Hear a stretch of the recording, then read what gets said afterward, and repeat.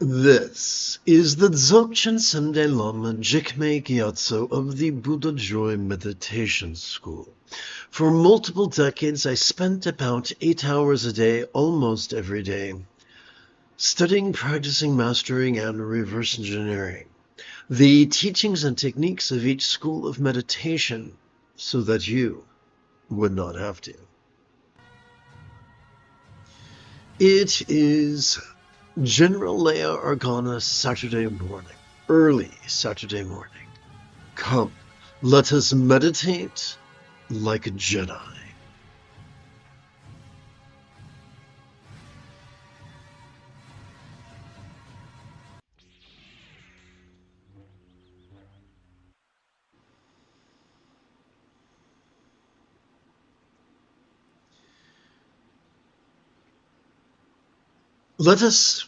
Let's see if I located let us sidestep the bear trap of actively focusing or actively analyzing. For doing so exhausts our medial and dorsolateral prefrontal cortices right behind our forehead that it triggers our amygdala, the seat of anxiety and aggression, towards the bottom of our brain. Instead, let us emulate the archetype of an enthusiastic piano student who's so enthralled with his score and his keyboard that he holds the sound of his metronome in merely passive peripheral awareness.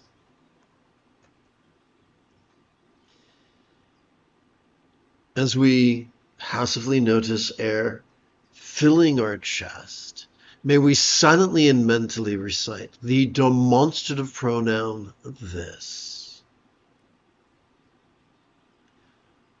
But why should we do that? Well, let me jump back for a second. And as we passively notice air exit, as we passively notice our chest subtly sink, as gently we exhale, let us silently and mentally recite the verb ease. You see, every time we inhale, whether we know it or not, we have evolved to automatically access the middle bit of our spinal cord, which functions as the core of our sympathetic nervous system. It has evolved to cause us to vulnerably, passively, viscerally, randomly, and fleetingly notice all mind's antics of perception, emotion, intention, cognition, recollection, and imagination. All of them, from the external to the internal, from the physical to the mental, from the pleasurable to the painful, from the interesting to the boring, from the convenient to the arduous, from the glorious to the grotesque. But what are we to do with that which we have noticed?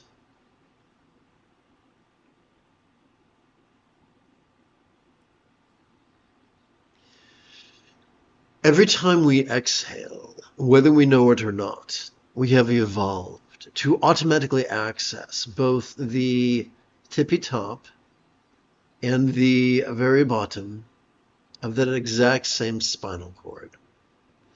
These two regions, working as a team, function as the core of our parasympathetic nervous system that has evolved to help us to physically relax and mentally release that which we noticed during our previous inhalation, to such a degree that which we noticed during our previous inhalation could fleetingly feel less stressful, less permanent, less defining, and as non-graspable as a vast empty void. When I was in 4th grade, I had the good fortune to be taught that a simile is only as useful as it is relatable. Therefore, we must ask the question, what?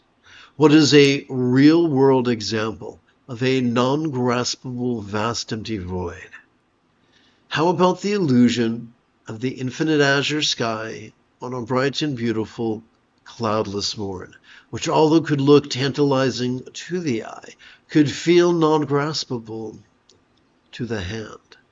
And so whether we are talking about no self or emptiness, these are just figures of speech designed to describe that which we have evolved to automatically experience during each exhalation.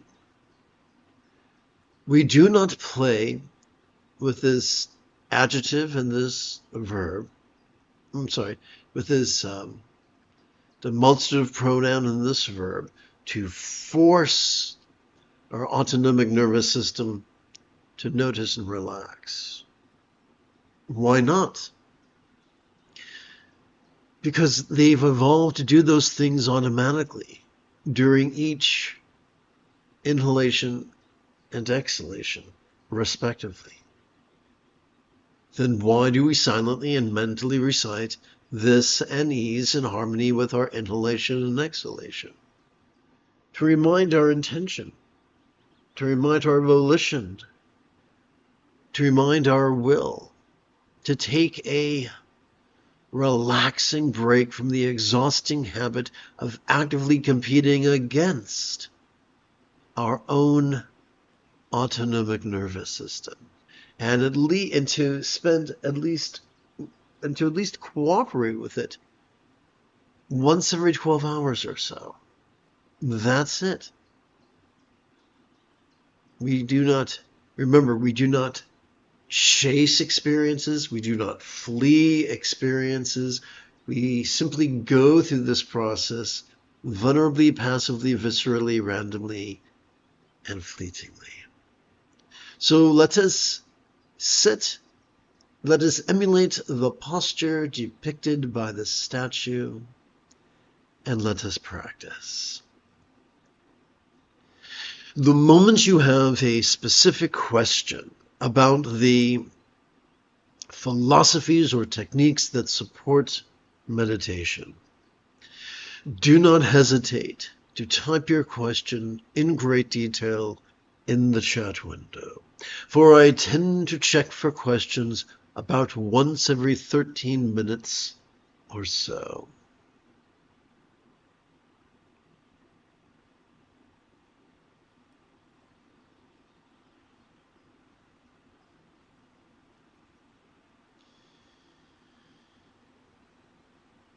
Let us, in order to keep track of our first collection of, let me rephrase this, in order to keep track of our first set of 12 inhalations, let us use the tip of our left middle finger to support the lower knuckle of our right middle finger, palms up in our lap.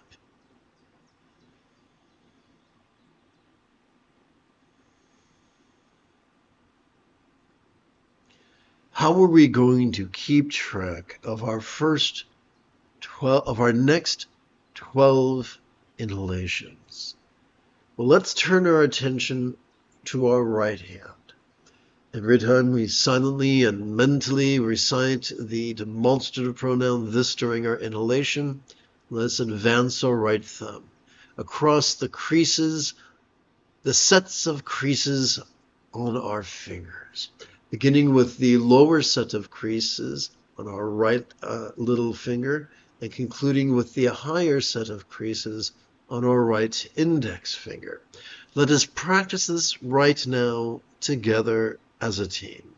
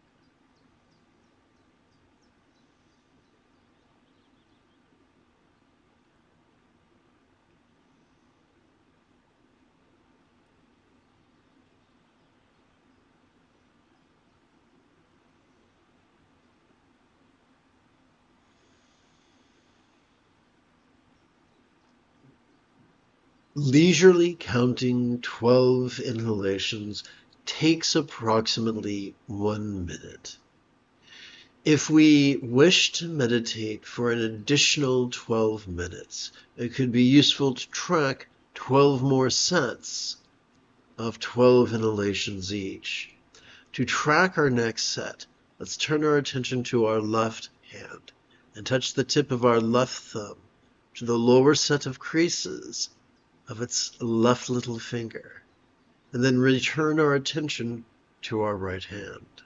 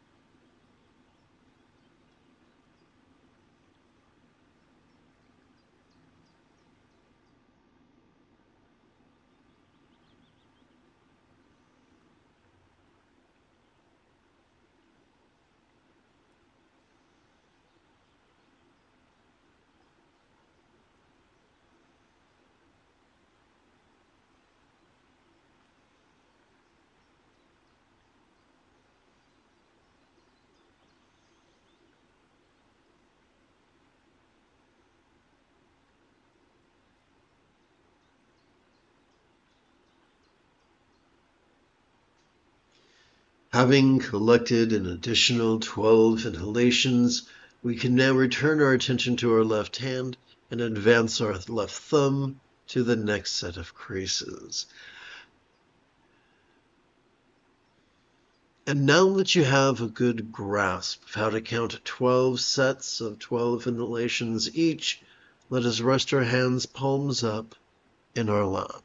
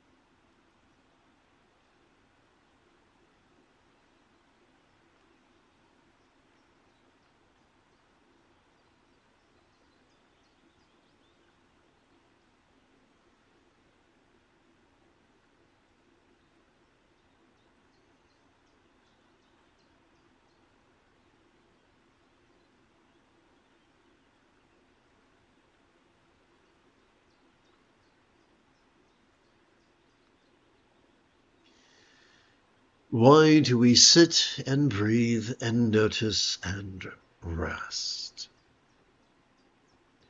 Why? To master the Buddha's Eightfold Path. What is enlightenment?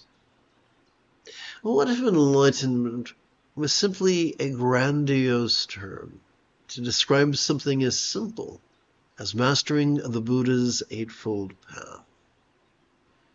But what does it mean to master any skill? When we've mastered a skill, we tend to practice it spontaneously, habitually, easily, and effectively. As children, we learn to master using the toilet instead of our diapers, brushing our teeth, tying our shoes, riding a bike, as well as reading, writing, and arithmetic.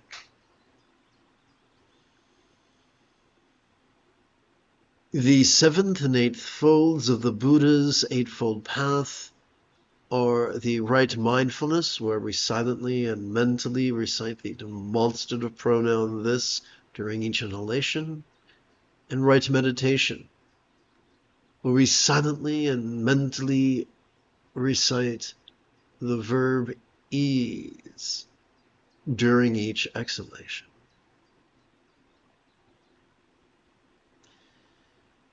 These two function as the dynamo of the path, simply by sitting and breathing and noticing and relaxing. once every 12 hours or so. We can't help but viscerally experience the impermanence of that which we notice, the first fold of the path. Simply by sitting and breathing and noticing and relaxing once every 12 hours or so, we can't help but notice an increase of the kindness of our kindness, of our mental kindness of intention, our interpersonal kindness of communication, our physical kindness of conduct, and our circumstantial kindness of commerce. Simply by sitting and breathing and noticing and relaxing once every 12 hours or so, our choices and utterances and deeds begin to flow, not from contrived calculations, nor from wild scatterness, but instead from love's deeply centered spontaneity, which is known by many names, including right effort or effortless effort, or wu wei, or doing without doing, or going with the flow, or being in the zone, or expedient means, or Buddha nature. Perhaps this is easy and flows effortlessly from our habit of sitting and breathing, and noticing and relaxing once every 12 hours or so. Perhaps this is why, in the second to the final passage of his Discourse on the Four Bases of Mindfulness, the Buddha explained that one could master this path in as little as 7 days.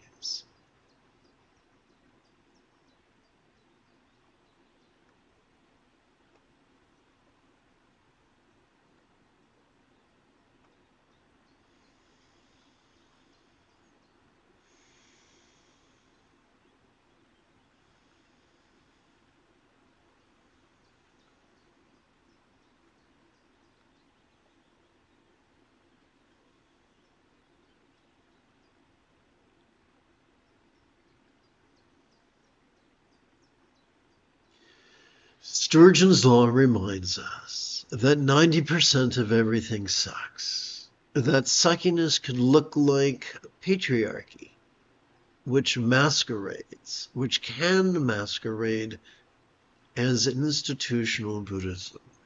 These are the blokes who have been conditioned to be so rigid, fearful, superstitious, controlling, elitist, cryptic, competitive, and cruel, that they absolutely hate the idea of a path that is as quick as it is easy.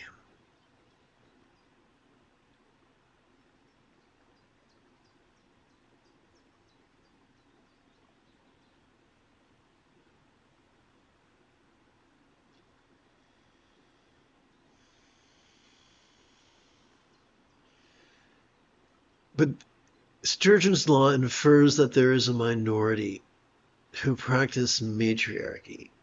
It's often seen, or occasionally seen, as proto-Buddhism, where folks embrace the conditioning that helps them to be flexible, loving, rational, laid-back, egalitarian, lucid, cooperative, and kind.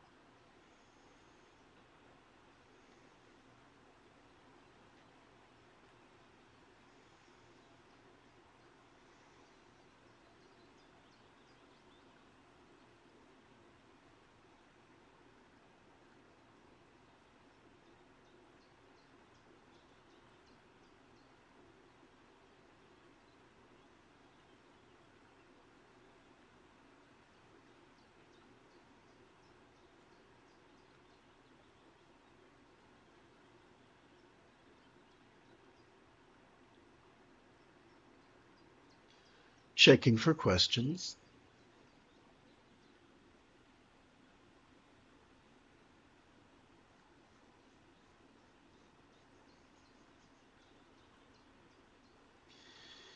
In order to keep track of our second collection of 13 sets of 12 inhalations each, let us return our attention to our left middle finger and slide its tip up our right middle finger until we come to its middle knuckle. Let's rest our hands, palms up in our lap.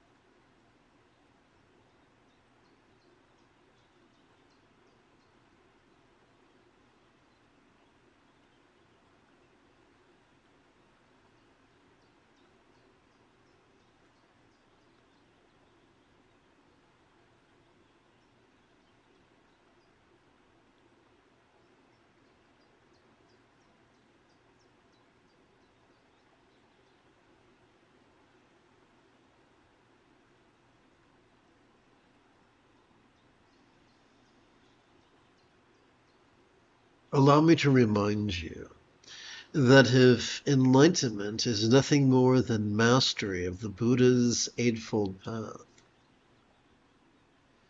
then being a Buddha does not mean we no longer feel certain emotions or only feel other emotions.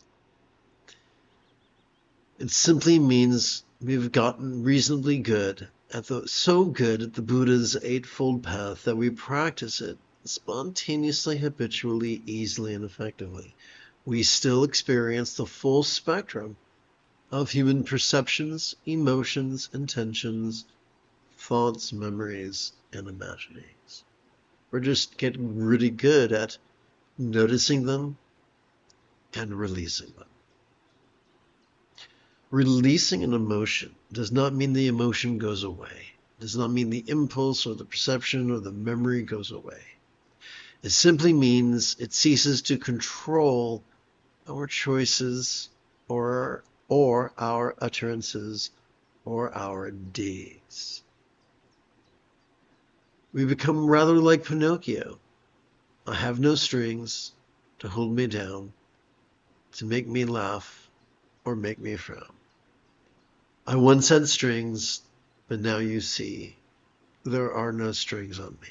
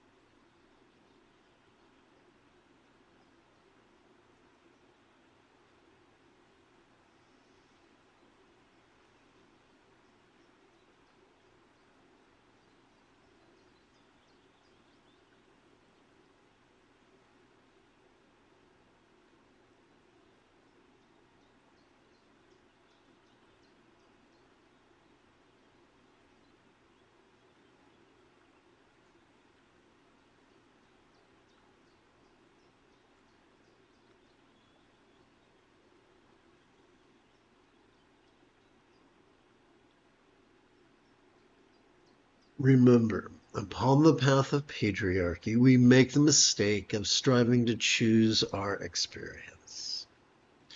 Whereas on the path of matriarchy, we simply dance with our experience, like a surfer on a wave. We notice and release, and then notice and release some more. Our goal is not to get rid or change, but to enjoy the journey.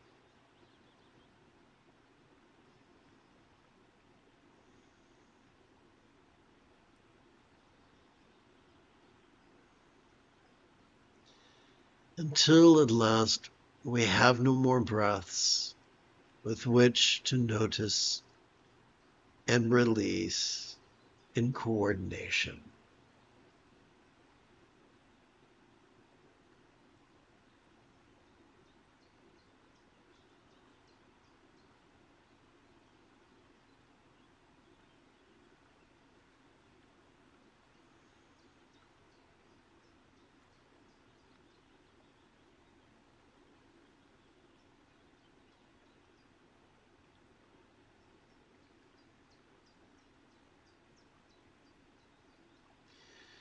When falling asleep at night in bed, I recommend counting collections of 12 sets of 12 inhalations each upon the back of your index finger. However, during the day, during the waking hours, I recommend using the middle fingers.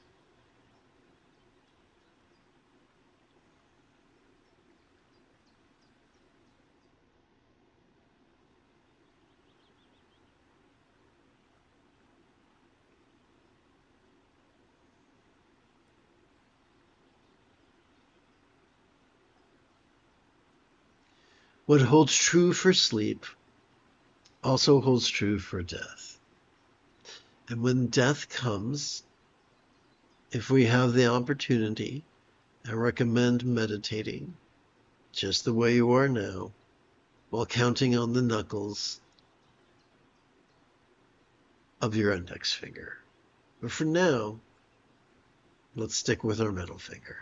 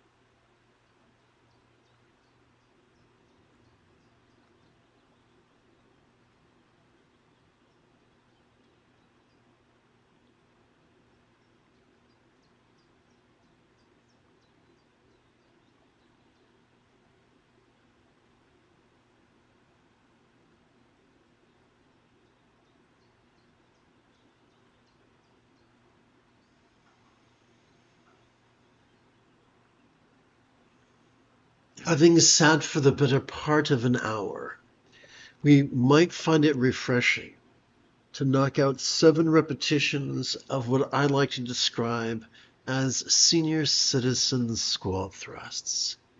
If you wish, you are welcome to join me.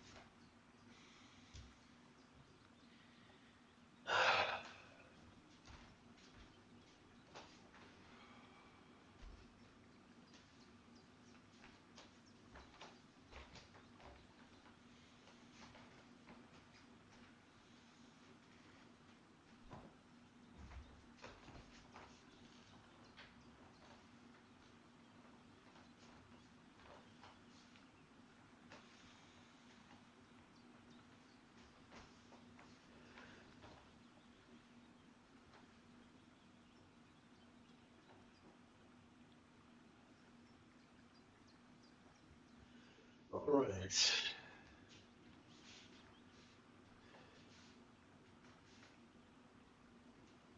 Oh, yes. There we go.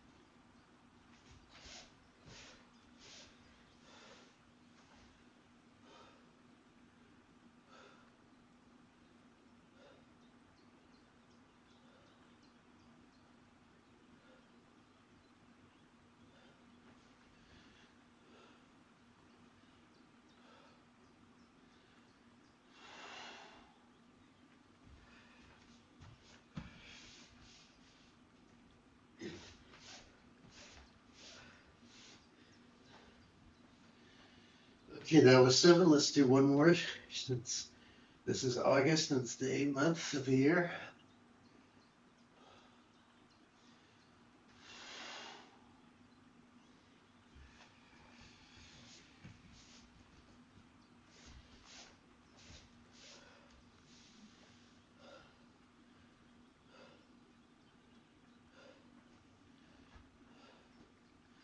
That works most of the muscles of the body, including the cardiopulmonary system.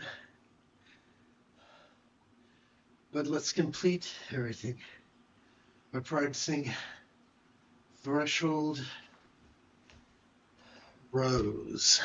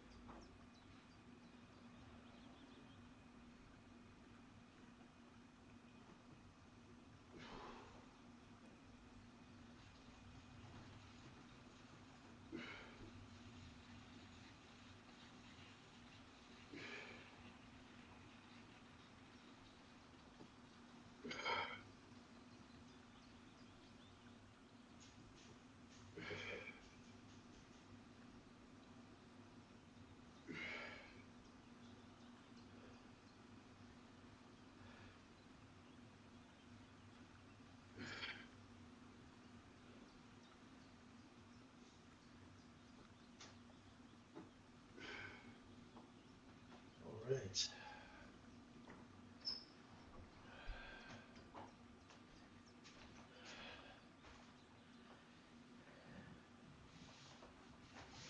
Having trained both our minds and our bodies,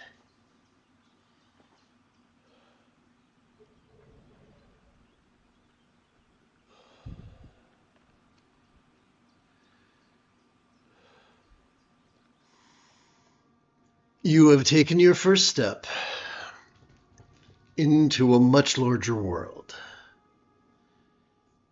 If you feel that I have earned it, you could give this live stream a thumbs up. You could even help support this channel. For Meditate Like a Jedi is made possible thanks to the generosity of viewers just like you. In approximately 11 hours, I would very much like to return to lead today's dusk practice of Meditate Like a Jedi. And if you are as geeky as me, may the Force be with you always.